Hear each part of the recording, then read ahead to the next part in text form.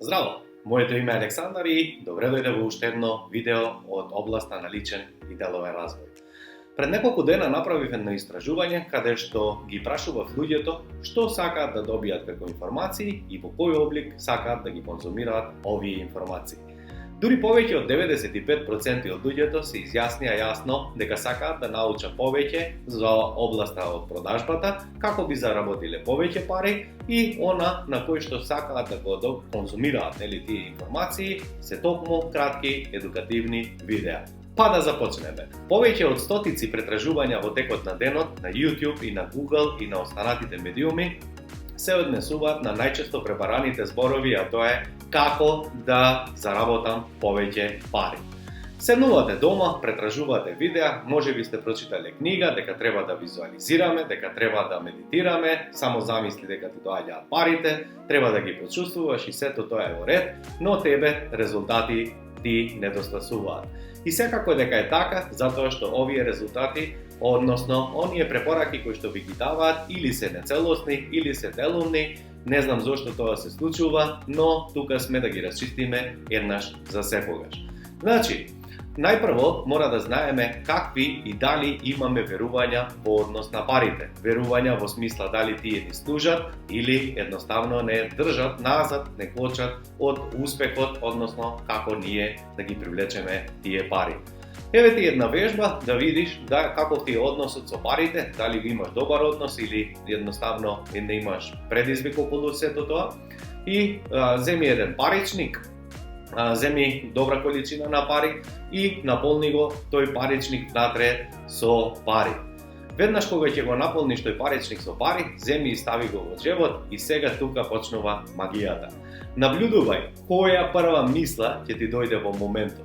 Дали, можеби, како што најчесто на најголемиот дел од луѓето кога разговараме, кога правиме вежби, тренинзи и обуки со продавачите, најчесто им се појавуваат овие три. Првата е да не ги потрошам, да не ги изгубам, што ако некој ми ги украде? Овие се трите најчести верувања кои што луѓето ги имаат поврзани со парите. Сега, ако ти имаш вакви верувања, да не ги изгубам, да не ми ги украде, да не ги потрошам, а имаш ограничена количина на пари, се разбира дека тоа се 200, 300, можеби 500 евра во кои што ти се наоѓаат во паричникот и немаш контрола над нив, како ти ќе управуваш со фирма, како ти ќе градиш бизнис, како ти ќе управуваш со средства кои што се далеку поголеми, во далеку поголема количина, можеби 10, можеби 50, можеби повеќе од 100 пати. Што значи дека најпрво мораме да почнеме да ги промениме нашите верувања кои што ги имаме поврзано со парите. Сега, ако тука би застанал, сега не би бил ниту јас фер, затоа што како изгледаат најчесто видеата кои што ги гледаш, книгите кои што ги читаш, каде што само малку ќе ти поттикнат, размислување, се надеваш на нешто, а подоцна нема резултати. Сега, кога имаш веќе пронајдено која изјава, односно кое верување те држи и те оддалечува од успехот, сега е потребно да го преформулираш во позитивно и што почесто истото тоа и да го афирмираш. Еве ти една реченица која што мене ми помогна да си го средам мојот финансиски живот. Еве вежбата, а тоа е: јас имам целосна контрола над моите финанси. Каква моќна изјава, а не да не ги изгубам, да не ги потрошам, туку не. Јас имам целосна контрола на сопствените пари. Сега, што е битно? Не застануваме тука. Туку е потребно сега, кога и да го отвориме паричникот, без разлика на сумата внатре, ние да ја афирмираме ова реченица. И не само да ја изјавуваме, и не само да ја изрекуваме, туку додека ја изговоруваме таа изјава, мора да има јак емотивен набој, затоа што ние памтиме кога таа реченица има јаки емоции.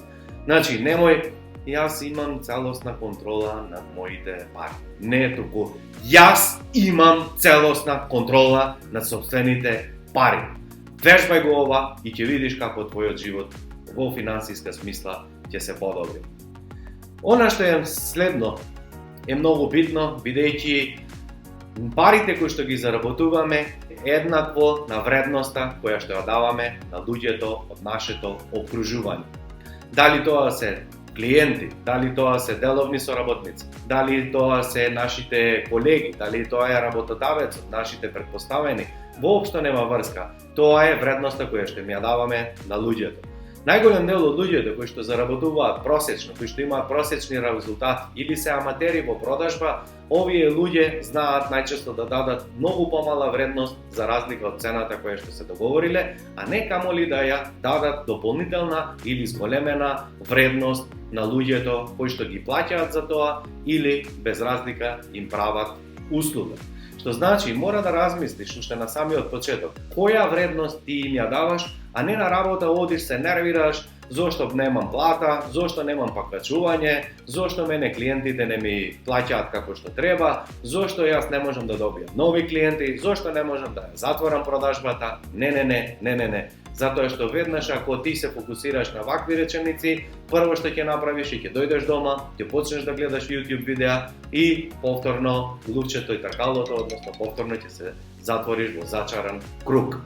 Следна работа е што секој еден успешен продавач, а дури 10% од 100% продавачи или успешни луѓе, само 10% од луѓето се професионалци кои што ги заработуваат по преостанатите 90% од вкупните пари кои што се во движењето. Што тие различно прават? Што прават овие луѓе? Имаат навика да кога ќе донесат одлука, цврсто стојат позади таа одлука. Кога ќе започнат некоја работа, некоја задача, додека не ја завршат, не креваат рака, не креваат глава, се додека таа работа не ја завршат.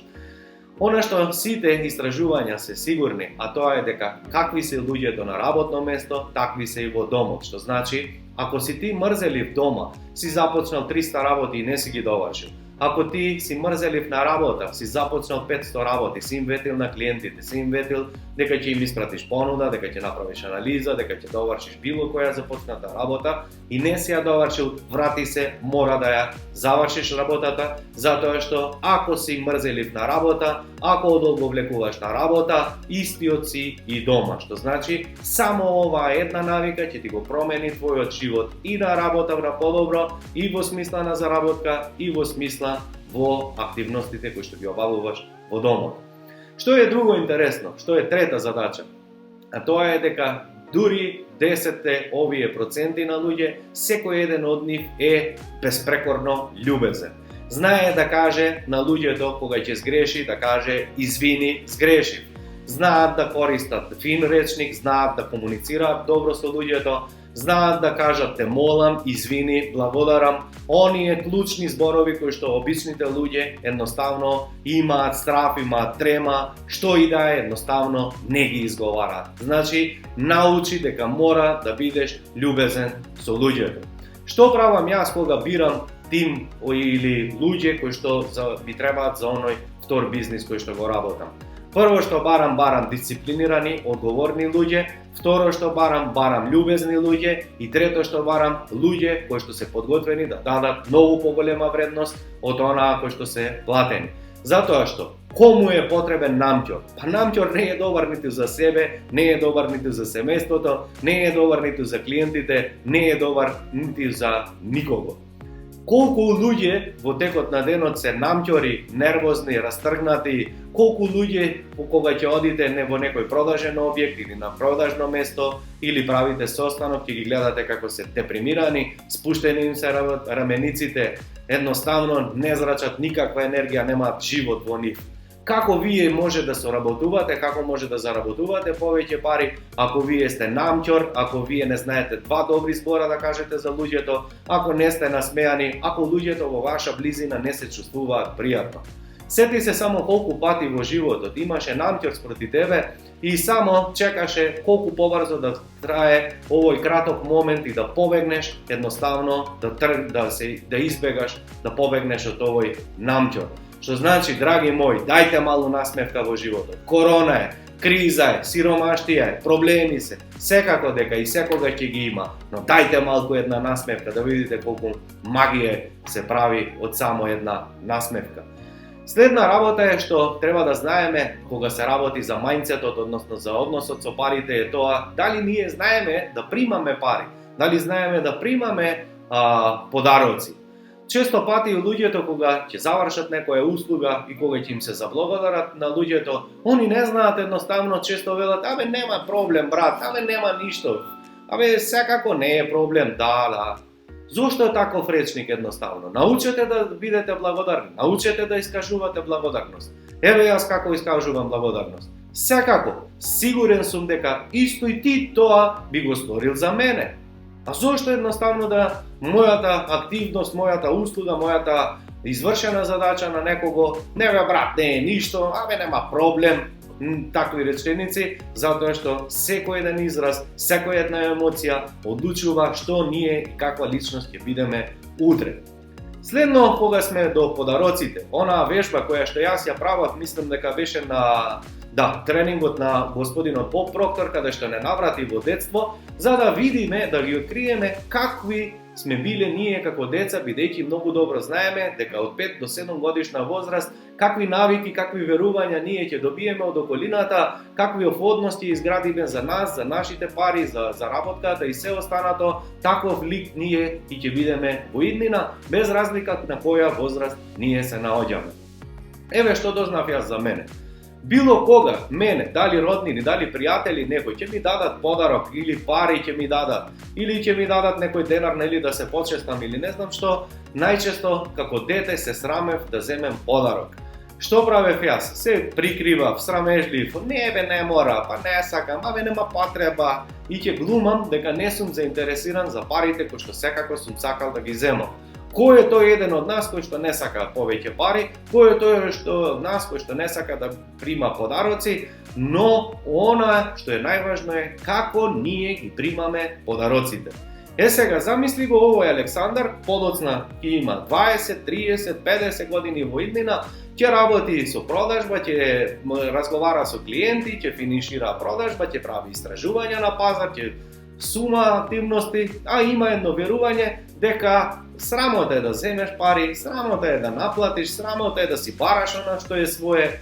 Тешко дека некогаш може да постигнеме резултати доколку имаме вакви навики или верувања кои што ги имаме во животот. Значи, запиши, ако сакаш подобри резултати, дека клучно е следно: вредноста која што ја даваш, мајндсетот, љубезност и она што е најважно, дисциплина. Зошто е најважна дисциплината? Затоа што ништо не бидува преку ноќ и ова видео сега кое што го гледаш, овие техники кои што ги слушна, се надевам дека ќе ги примениш, но немој како се останатото во животот да го правиш површно, така што ќе изговориш сега една реченица, афирмација, по некое време по втор пат и ќе заборавиш како и се во животот што заборави илјадници пати досега. Затоа дисциплината е клучна.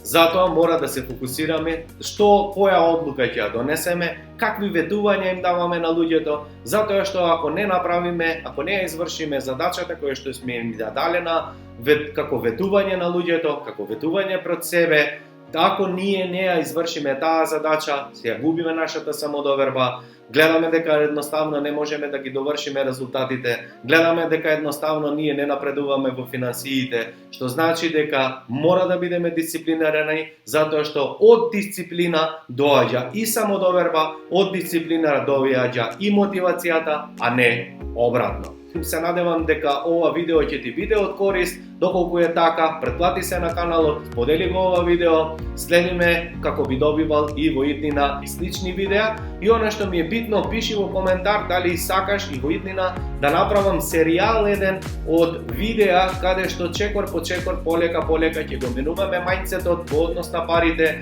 ќе почнеме да размислуваме малку поинаку, за да може 2020 година да ни биде најдобра година како никогаш до сега.